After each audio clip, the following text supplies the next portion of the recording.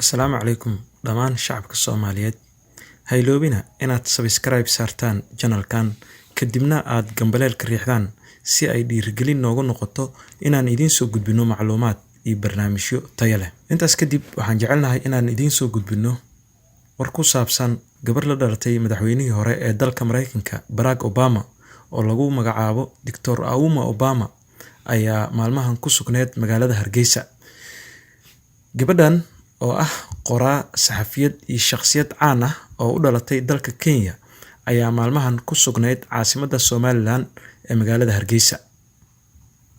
Dr. Auma Obama ayaa waxay ka mid ahayd martidii sanadkan lagu casuumay bandhigga carwada buugaagta Hargeysa oo ay sanadkiiba hal mar ay qabato xarunta dhaqanka ee magaalada Hargeysa.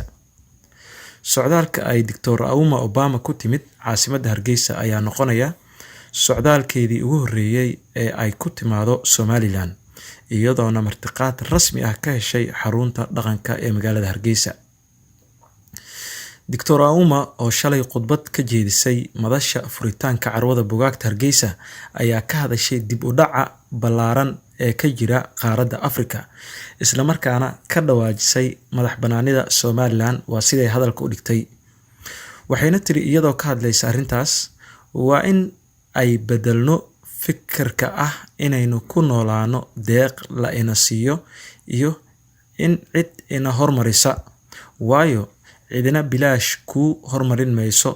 Faqiirnimada aan ku noolnahay waa inaynu aqbalnaa oo aynu dadaalkeena kaga baxnaa oo aynu ku xisaabtanaa cid inaga saarta. Kuwa ka imaanaya China, Yurub ama Amerika waxaan u arkaa kuwo yimid qaaradeena in ay ka arkaan fursado uga banaanaada dadkooda, shirkadahooda ama arrimahooda gudaha ee siyaasadeed ama deganaansho.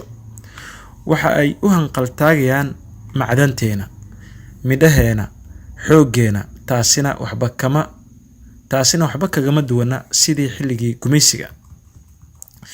Dr. Auma iyadoo sii hadlaysa ayay ku dartay hadalkeeda, Afrika waxaa loola dhaqmaa oo adduunka u arkaa sidii inay tahay hal wadan oo kaliya.